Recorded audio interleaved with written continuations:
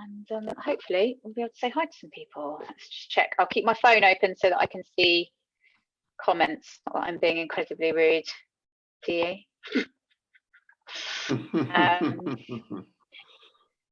Right, that should be us. So hello everyone, good morning. Talented people, followers, and David Dehaney and Rachel Harvie, who are joining us from their various places in Cornwall and London. David, are you in London?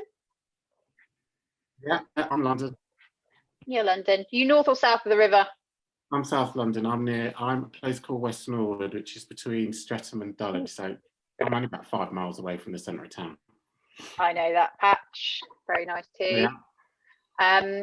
So I'm just going to double check we are being seen by people. Yes, we are. Hello. Great. Some people saying hello now. Fab. Okay, so those of you who've joined us before for these live sessions, you will know I say hello. Lovely guests talk about things that they know in the TV industry and that you guys want to know about as well. We all have a nice cup of tea together and feel part of something during this very odd coronavirus related time where we're all stuck at home. And we take your questions. So please pipe up with your questions. This session is with David Dehaney from Proper Content, who is a creative director. He's been all sorts of very exciting indies like Firecracker and Utopia and Love, haven't you, David? You've been around lots of different been around a long time, knows his stuff. And Proper Content is an indie that David runs, and it specializes in distinctive fact and docs with social purpose. Yeah, sounds about right. And Rachel Harvie, who is utterly amazing to join us this morning because she only went and had a baby 3 weeks ago. Congratulations. She's in and out of signal, so we may have to bear with us. She's down in Cornwall, isolating with her mum and 3-week-old Kit. So hello to you two, and thank you for joining us. Rachel is a producer director who's worked on lots of Access docs with David and elsewhere, as well as other sort of high profile series like 24 Hours in A&E and Life and Birth, and David's Proper Content's Suicidal in their own words, and currently a Coldstream Guards Access doc for Channel 5, which is in production. So yeah, we are going to talk about Access. Please pipe up with your questions. We just feel like these sessions are a nice way to come together and get a little bit of inspiration on a chilly morning where we're all at home without much to do. Well, some people anyway. David's very busy and Rachel's busy breastfeeding, so you know. So welcome. Hello guys, how are you doing? David, tell us how things are with you in terms of, you know, work. How's it hit proper and what are you up to at the moment? I think we all started working from home because we got an office in town. We all started working from home about 5 weeks ago. We had two things in production. We had a film, a sort of LGBTQ film for the BBC in production, and a 6-parter Access piece for Channel 5 in production. We didn't stop those productions actually till about 3 weeks ago. Okay. They went on quite a while through the lockdown, actually. We had to stop them because they became next to impossible to make. So we paused those. Hopefully we can pick them up again, who knows when, 3 weeks, 6 weeks, as soon as we can, as soon as we can. But the rest of us, because we had a fair bit in development and still have, we just went home, and once our broadbands were all working okay, we started working from home. But since then, you know, the world has changed, and suddenly in development, we've become much more busy than we probably were before, because, you know, what's happened to broadcasters? Everything sort of changed. Things are needed short term, things are needed medium term. The whole world looks a bit different. And so we have to respond to all those challenges. And out of interest, are you finding that they want coronavirus related ideas still, or are they looking further ahead now? They're looking further ahead. I mean, Channel 4 wanted and still want a fair amount, I suppose, but even they are looking further ahead now.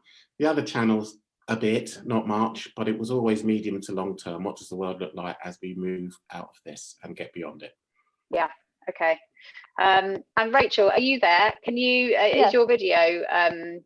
Yeah. So we can only see a photo of you. Ah, hello. Yeah. Hello. How are you feeling, new mother? Yeah, pretty good actually. I mean, I'm chilling in Cornwall at my mum's, so I feel like quite a long way from the madness. It's actually quite nice. I just chill on a sofa and go for walks. So yeah, I'm away from the madness of telly at the moment, which is quite strange. I think most people are away from the madness of telly at the moment. True. So true. Yeah. And you two are working together at the moment. Sorry?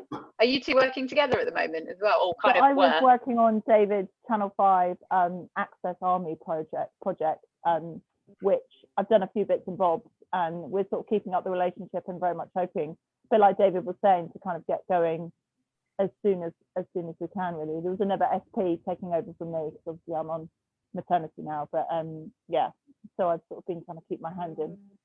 Yeah, it was getting really quite hairy, because we had a team in the barracks with these particular squaddies, and I think their commanding officer said that they had 17 people self-isolating in the barracks. So that, combined with the lockdown, combined with the Viacom edict about filming, we just had to stop. Okay, well, actually, let's talk about that, because it's something that you two have been working on together.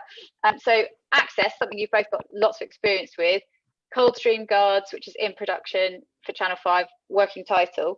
Tell us about how that came about. So go rewind, David. How did you get into that? Was that a pre-existing relationship, or was that a cold call and a meeting? That was a Instagram direct message. Wow. Yeah. It was just a direct. On what? It was, just an idea. We thought the audience on that channel might like that later this year. It was that simple.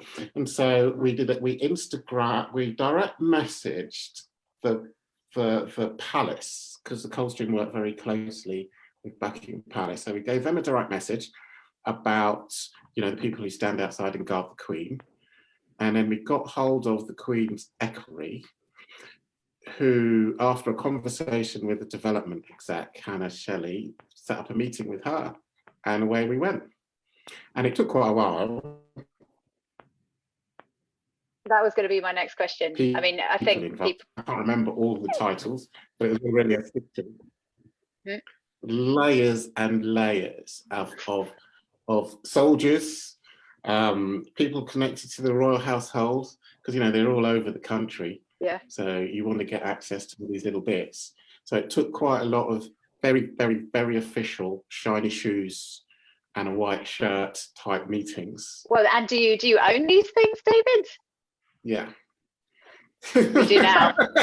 You do now. I've been to a couple of award ceremonies and funerals, so I got one or two, and so it took a lot of that really to Access is often about timing, isn't it? Yeah. They were thinking about maybe it's time they did something, because it's not in wartime. They need some more young people to start. They need to recruit some more young men and women, and so they need to promote what they do. And we thought it was a good time for the audience. So the two things collide, and that is often the case, I think, when you're looking for establishment type access.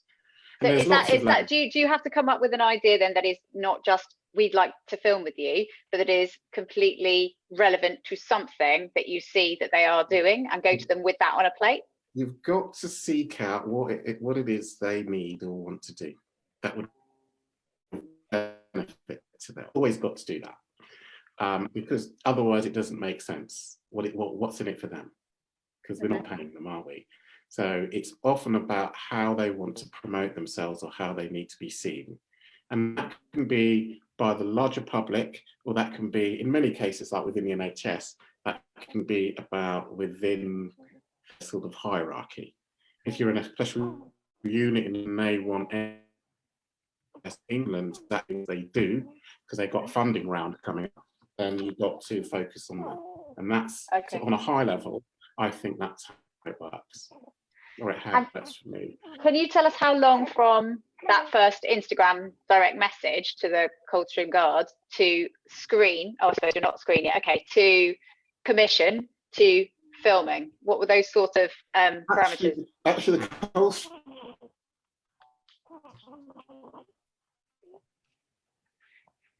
you know, when you do the Coldstream, you've got to do the Ministry of Defence, so how long that takes. So, but actually it was fairly quick. I'd say it was about 6 months. That's fairly quick. Till when Rachel was in there and started filming. But there are layers to the access, aren't there, Rach?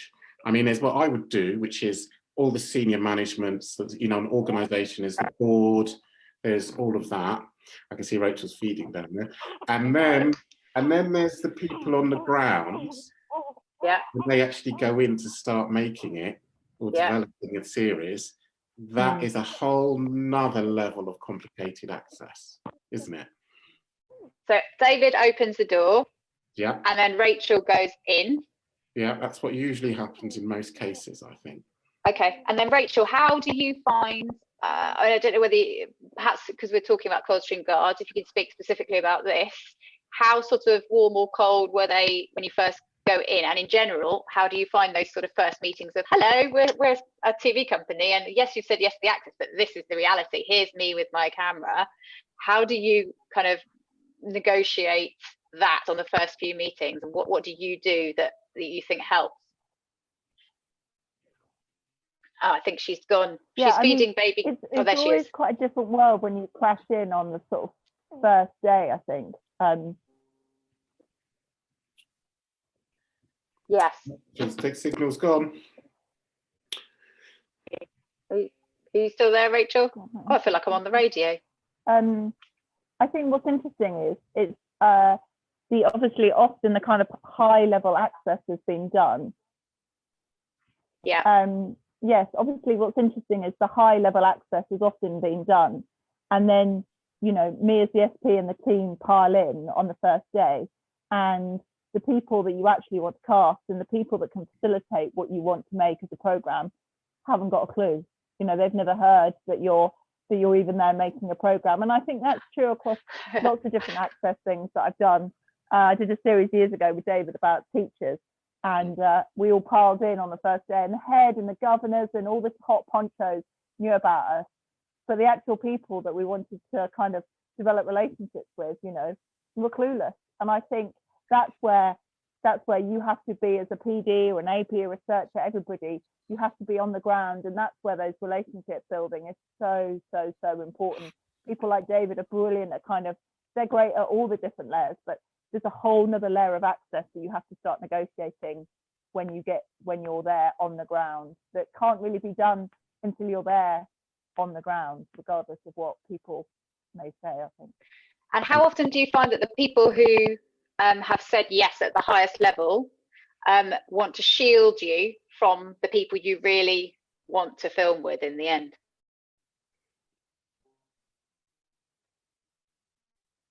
Well, I think broadly, if the head honchos have said,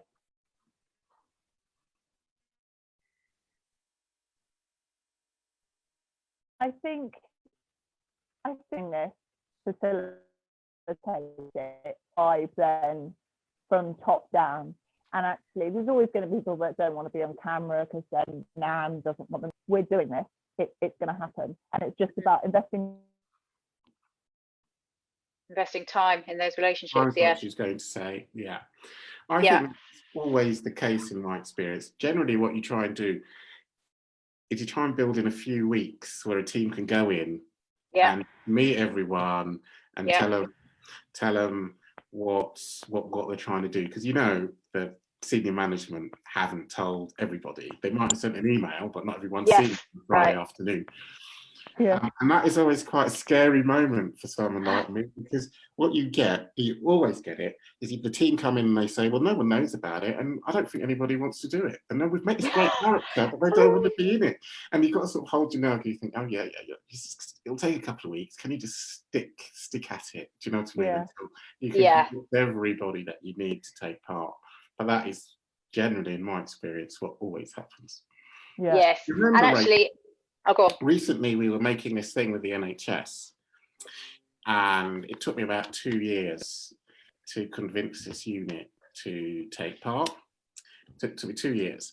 And so I got everybody signed up, and I hired Rach and another guy, another producer.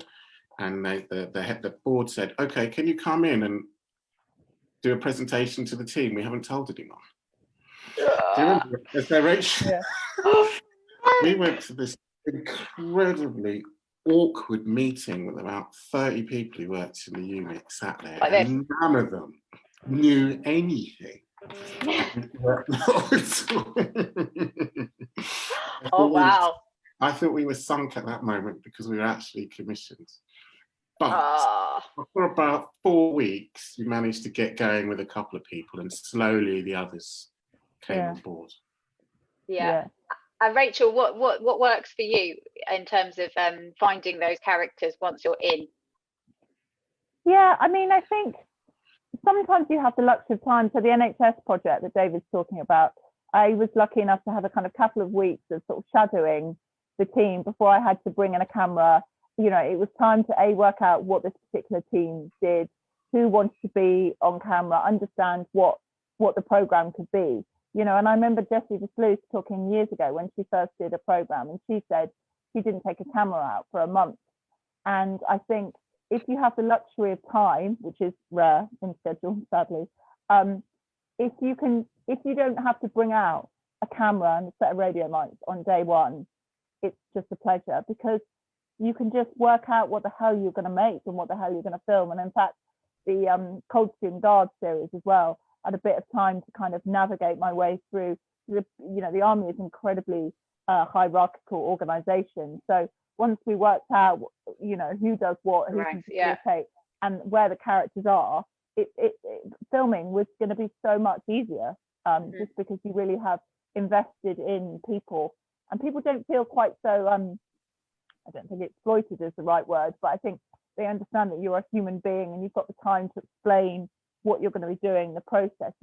We understand the process of television making, they don't. So it's important to just spend that bit of time working out and developing those relationships, just hanging out. We spent lots of time with the squaddies just having lunch, lots of time with the officers having lunch with them, and I think it pays dividends. I think it really does. That is amazing, being able to do that. I don't know, but David, how realistic is that sort of luxury of time without camera in this sort of commissioning budget day and age? I always put that time in, even if the shooting schedule's really short and the team moan at me that they haven't got enough time to make it. I mean, recently someone said, I've only got 10 minutes of material, but they didn't. They had enough. I knew they had enough. So it's worth it if you invest the time at the beginning. It's actually much easier to get your sequences and your stories. Yeah, because they're on board. You're collaborating with them now. It's your film, it's theirs, and so they're keen to you to get the very best material and see them in their best light. So actually, your production period should, if you're quite, actually be more efficient. But it is always a scramble. They will always end up filming the edit. We will always argue with the channel about having more time and more money because budgets are tight. Someone will always end up working incredibly long hours to make it work, etc. Yeah, no, that makes total sense. And actually, we've got a relevant question on that point. So, John Mann, good morning, John. Thank you for joining in. He says that many people he's approached have got cold feet when they find out they won't have editorial control. So has that happened with you, and how do you navigate that? They always want editorial control. It's the law, and Ofcom, isn't it? By spending time with them in the run up and being completely transparent, they understand it's based on a relationship, so they either trust you or they don't. And so when I make things, it is a collaboration. They will get to see it. I will listen to all of their concerns, grievances, what it is they want to make, and where I can, I wouldn't want to make something that they wouldn't be happy with. Do you see? Yes. And once you've developed those relationships, generally speaking, I've found I've never had people say no or beat you out. Okay. And what about viewings? I mean, do you often give them, or do you generally give them a viewing before it goes to air? And how do you find that? I mean, when I was a director, I've done a few of those, and I mean, you've lived with that footage, you've shot it, you've sat in the edit with it, and then you're showing it to the people that, you know, have that trust in you. I found that difficult and cringy and, you know, cushion moment. How do you two both handle that? And have you had any difficult discussions where people have gone, this is absolutely not what I thought? Generally, I quite enjoy that bit because I've been lucky enough to work with some really good people, so the programs always come out that they're really good. People just want to make good stuff, don't they? They just want to make good stuff. However, there were a couple of occasions, I think twice Rachel was involved years ago. I remember one dad coming in to watch his daughter in a documentary series called Underage and Having Sex. And I don't think he fully understood what his daughter was up to when he watched it. So that was quite difficult. That was a difficult couple of hours. That was quite a difficult couple of hours, followed by a few hours in the pub afterwards with him. Yeah. And then, and Rachel's one of the producers on that, it was many years ago. And then there was another time we made a teaching series, and the charity, not the schools who we were following, it was Teach First. Yeah. They were they liked it, but they were very, very, very protective of their brand. So that was very, very arduous to get through those viewings, and they viewed it a multitude of times. Yeah, and those are hard, aren't they? Because Rachel, the best bits that you get when you're filming are the emotive bits, aren't they? The bits where they really open up or are vulnerable, but in the right way, and they trust you, and they're giving, you know, things that you otherwise wouldn't see or hear. But then those are the bits that sometimes, you know, watching back, you know, people find very Cornish delay. Yeah. Have you found that, Rachel?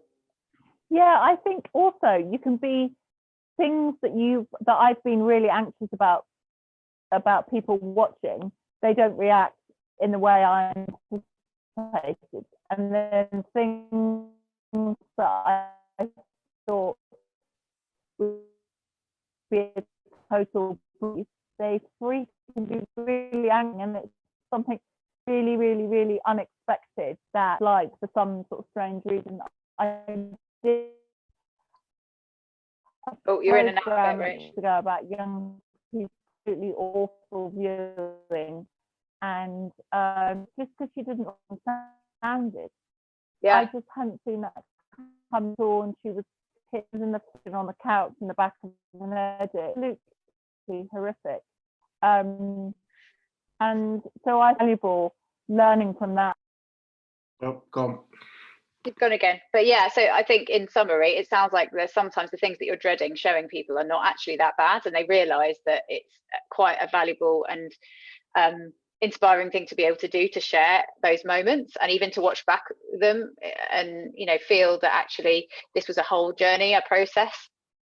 I think if they're in charge of a big brand, you know, an airline, a department store, a charity, they are particularly, and they're not in it, and those people who are watching it aren't in it, then they want to make sure that it's a good program, but their brand is portrayed in a way that is positive. And they'll always have things that you'll have to discuss and get round.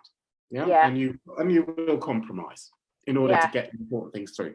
If they're individuals and you're following their life, you know what they really care about? You know what's the first thing that they care about the most? What they look and sound like. Yeah. Or like, oh no, my hair was terrible in that shot. Can you change it? Oh, yes, dear. some directors are really worried about how their relationship comes across, or what they said or did, or how they put it, and they really care about what, because remember, they don't make TV, so they're really concerned about what they look like and what they sound like, and you always have to, I generally have to draw their attention to particular bits and say, yeah, but what about that? Yeah. To ensure that they get it. and what the impact might be when it's transmitted. That is very interesting and bizarre. Like, I can't imagine. I'd be far more worried about something that I'd said that might affect somebody else than the fact that my hair wasn't a bit rubbish. We're getting tons of questions now, so we'll get to those in a sec.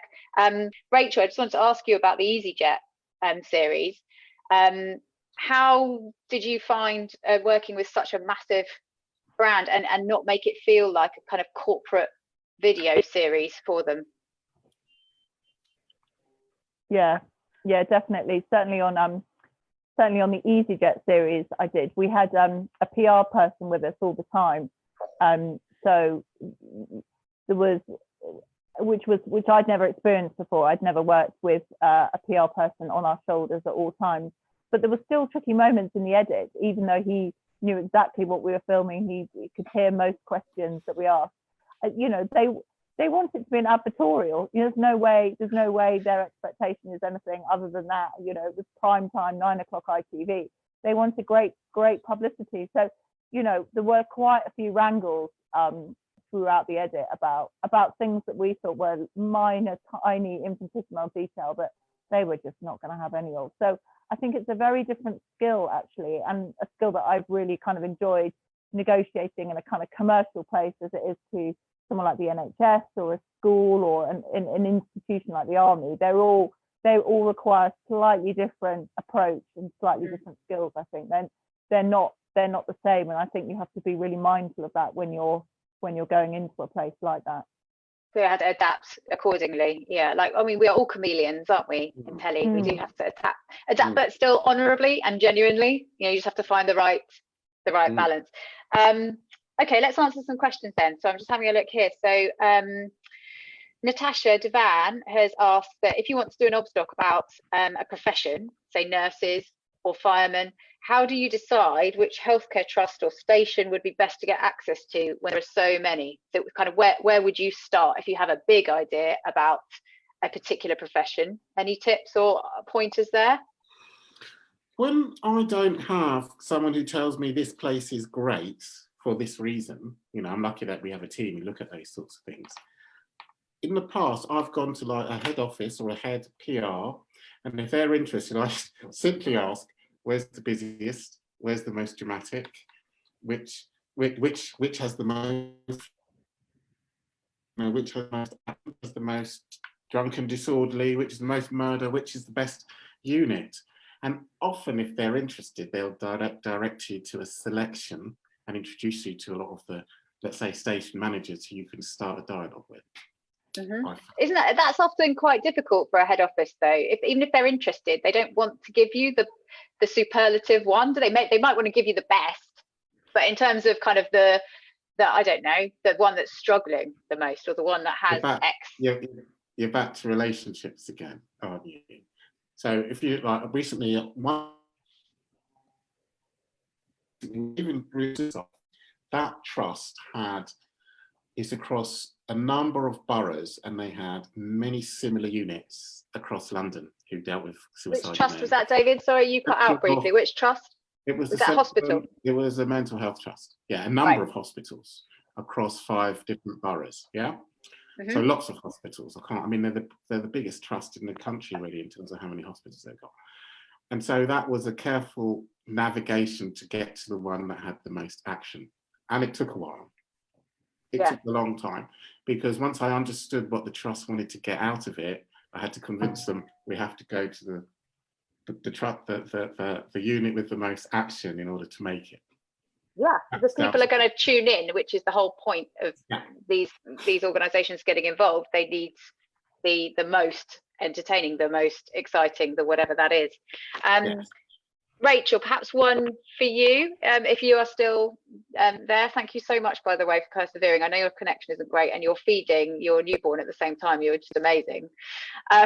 Amy Jenkins has said to us, have you got any absolute dream access docs or topics that you'd love to pitch or make? Amy Jenkins has asked, do you have any dream access docs you'd like to make? Oh, we lost her again. Are you there? Sorry, can you just repeat the beginning of that? Sorry, I missed the beginning of that. Yes. Kimberly. So Amy is asking you, do you have any dream access docs or topics that you'd love to make?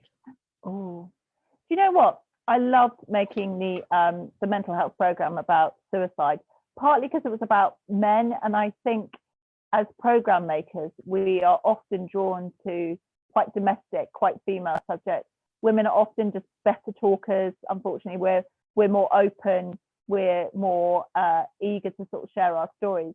And working on a project exclusively about men was definitely a real challenge, because they don't want to talk about their feelings. They're really struggling with their mental health. So to have to want to open up to a random woman and another bloke was really tough. So I'd love to do something more about the male experience, because I think it's really sidelined. I think men are really forgotten about, and spending 3 or 4 months in the mental health unit just confirmed that for me, that the male in modern world is really struggling. So I'd love to do something more about men. Okay, thank you. Yes, that was a really good direct answer. How about, so for Emma Tyrrell, David, how do you pitch? What do you do in your pitch? That's quite a big question, because Yeah. I suppose there's so many ways of pitching, aren't there? I mean, trying to get something commissioned it's such a dark art. There are so many different elements to it. Sometimes it's just the passion, because I really want to make it, and it'll be with a commissioning editor who I know, or who's known the type of stuff that we've done before. Mm-hmm. Sometimes it's just an email saying, "Are you interested in this? It's amazing access." Timing again. Often though, it is a series of meetings and conversations where you find out as much as you can about the organisation you're embedded with, and you've turned it into a television proposition, and you have an approach about a way that you would make it, and what you'd get out of it, and the type of things that the audience would see. It's kind of a business plan, isn't it? It is like, this is what we are selling. This is the access we have. This is the content. Yeah. And this is what you'll get out of it if you want to buy it. Yes. And David, the question for me, at what point do you go to the commissioners? Is it when your access is completely secure, or is it early days because you need to know if there's interest at all anyway? I personally always get the access because I need the access to know what it is I can make. I can't sort of make it up because, oh, they look interesting, we can make this, because I like to know what it is I can actually make. Also, I find once you've started a relationship, you might not make that serious, but you have almost like a library of different organisations and people that you can make programmes with, depending on what the channels and the audience are looking for. You see what I mean? Yeah, I do. I might get an email later this afternoon from a channel. Well, I got one yesterday actually, and they said, "Hey, we want this." And my head of development rang up and said, "Oh, you know, we got access to this, this, and this that fits that part of their brief." And I'm sure she's explored that access months ago. So it's all interlinked, isn't it? But basically what you're saying is it's best to have those relationships and that access kind of pretty much in place before you go ahead. Okay. Yeah, that makes sense. A few questions here actually, and Rachel, you might be able to comment as well on this about social media reaction from contributors that you film with. So Rebecca White says, "I think one of the hardest things about making documentaries these days is knowing that you're exposing your contributors to social media reaction, which can be so vicious, especially when you're dealing with children. Do you think it's important to have a post-broadcast care package in place? And what's your experience of handling the aftermath of a TX?" God, I think it's, There you go first, Rach. I think it's so important. And actually on the suicide project that I've done with David, which went out in September, we've had a really good comprehensive, which I've been doing with support from Proper Content, a sort of proper aftercare commitment from us to all of the men involved. Interestingly, they had really positive feedback on social media. But nonetheless, I think as program makers, our duty of care to contributors now is to use. I think social media is, I mean, it's an impossible thing for us to police.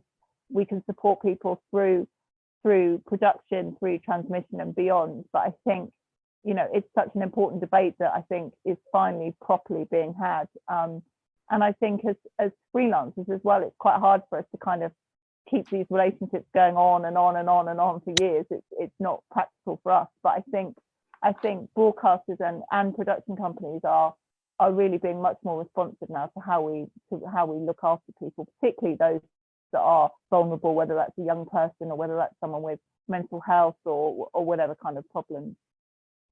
I remember the early days of my directing career, being worried to give out my mobile phone number to these contributors that I've based, you know, a big relationship on. I'd want to, but back then you had a production phone and then a personal phone, and that was always a difficult balance as well as to what to do, because you knew the production phone would go dead, you know, at some point soon after production. So do you give your personal and then you keep that relationship on? And I guess, you know, in an ideal world, yes, you do, but then you are linked to that person for a long time, and then that ties in with social media and all sorts nowadays. David, what's your take on the social media and the care this is really difficult, isn't it? If you make a film like Rachel just made, which is a classic director's social purpose documentary, you can expect, if you're a director or a producer in one of those, that those relationships last for years. So as the production company, I can only put in place a care package for a fixed amount of time. Can you hear me? You see the screen's died there. Yeah. So I can only put a care package for a fixed amount of time. So in that case, it might be 6 months, 8 months or whatever. I can give hand over a phone and continue to pay Rachel on a part-time basis. Regular reports to see that guys see how they are. And in that case, we were lucky because we made it with the NHS. But I've got another thing coming up with a schools project with Channel 4. I think it might come out in autumn. And that's nearly 30 kids and their parents. Yeah. That one is really, really, really difficult to do. Yeah. Tell us a bit about that one, David. What is that? Oh, that's it's called, well, it's got a working title, which is The School That Tried to End Racism. It's a social experiment where a class of multicultural kids try out a revolutionary American program to see if it can reduce their subconscious racial bias. They start the experiment by testing it, but every kid in the class's racial bias level is tested, which is pretty shocking. Got 30 kids, and they test how much bias they're carrying by the age of 11. What age are they? 11. So they're pretty young. Yeah. So you can imagine the care package, because it's quite a controversial piece, is pretty substantial. Yeah. Yeah. But luckily we are making it with a school, right? And so they've still got another 5 years in that school. So there's a lot of support around them. What you do when you're not in a establishment environment, I think that's really complicated. We are making something at the moment of just individuals, and it's, you know, they're bound to be attacked on social media. And so it is an ongoing protocol process of how we are going to manage this once we know what the film looks like. Yeah. But in most cases, I think, as a director on this sort of project, you know what you're signing up for. I've still got relationships with people I directed films with many years ago, but the production company and the broadcaster do have to put a package in place for a certain amount of time. That is reasonable. Yes, and like you say, Rachel, I think those conversations are much more serious and being taken seriously now. Tom Parr, hello Tom, how are you? He says there's so many blue light or red phone access docs already. What approach do you take in finding new angles to institutions that have been filmed many, many times? And how much is that led by broadcasters' requests? Can you comment on that, David? I actually think there are so many blue light programs, I've left them alone. I was going to say, there aren't any on your production list. I leave them alone altogether. I think, why would you? What? I don't know what else to do with it. But you know, when it comes to health, or education, or crime, you've got to evolve with what's happening, and there are always different types of crimes, and there's always different sorts of health issues, as we can see right now. And there are always people going through different experiences. That's the nature of life, and that is what factual is. Mm-hmm. So, as what we try and do is be as close to what's happening right now, and that's what we try and reflect. Okay. So relevant, contemporary. Yeah, I try and just make it as relevant as possible, and I think that's all you can do. And you've got to remember that we're continuously evolving. Life is continuously evolving, so there's always a new point of entry. There's always a new angle. Yeah. Okay, that's positive. Rachel, one for you. Andrew Brookman. Hello, Andrew. Haven't seen you for a while. Hope you're well. He asks how your experience was working in an uber masculine environment. So he's obviously talking about your time on the suicidal documentary. Did you feel a degree of outsideness or the opposite, and that the conversations that guys, did you feel you had conversation that the guys and girls wouldn't normally have? Certainly on the suicide project. So I worked with a male AP, a male producer that I'd worked with before. I was very keen to have a kind of mixed team. I thought that was really important. I think actually there was probably something about having a female director and that made the men feel less threatened, as opposed to having a supremely confident male director that I think a lot of them would have been intimidated by. They had terrible self-esteem, terrible self-confidence issues. I think if they'd been greeted by some uber successful male director, I think that might have posed real problems actually. Whereas being greeted by a woman, I think they didn't feel I was any threat. I wasn't undermining their masculinity. I didn't care about their self-esteem issues in that sense as another man. And it was interesting as a contrast being in an environment like the army. I was also 7 months pregnant, and I think it was a very different experience. I didn't really know what to kind of make of me. I was such an anomaly in an exclusively male environment. They would call me the female. But again, I think there were some advantages to that. You know, they just don't see women. There just aren't many women around. So it was I really enjoyed it. It was quite fun. So again, it certainly took a different skill to working with very vulnerable, very sad men, obviously in a mental health institution, as opposed to the army, which felt for me so alien. And for them seeing me as a sort of, as the lead person on the project beyond David, was that your tactic? Chuck Rachel into the cold stream. God. Yeah, very different. And I think, like we were saying earlier, how you have to be so adaptable to whatever environment you find yourself in. Yes. Yeah. It must work quite well. I think it went really well, actually. I thought when I spent a bit of time with them, I thought actually a woman would be really good to get them talking and opening up. And also, you've got to remember, a lot of the actual guardsmen, they're teenagers. Yeah. They're teenagers who left home for the first time in a very macho environment. And so it's good to have someone else there who can make them feel really comfortable and they're interested in them and that kind of thing. Yeah. However, when we do start filming on that project, it is almost exclusively a male team, which I think will work better in that. But in terms of setting it all up, stop sorting out the access and knowing what we're going to do, I think it's better that we had a woman do that. Yeah. Okay.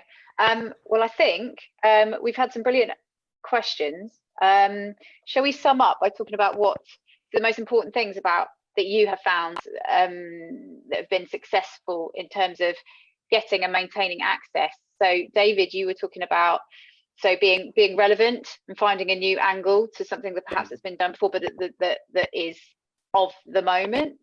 Yeah. Relationships and getting those as early on as possible, ideally before you start filming, possibly ideally even before you get the commission, so that you can go to the commissioner with said access, also knowing what your stories are.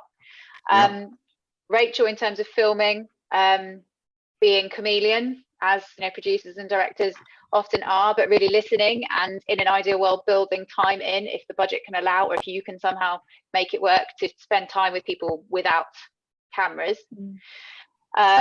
Anything else you feel that's really important for people who are kind of, maybe they're sitting at home right now, we've all got time on our hands, or space, certainly a bit of space. Well, that is unless you haven't got a breastfeeding baby or 2 kids bundling you or fighting over desks at home. But people have perhaps maybe having ideas and thinking, okay, has anything been done in this territory? I want to approach that person. What would you say to sort of encourage them to do that, or to give them confidence or tools to do that? Have you got any words of wisdom? I always think there isn't an answer, but what's important is actually your take, how you see it. That's what makes it different and what makes it stand out.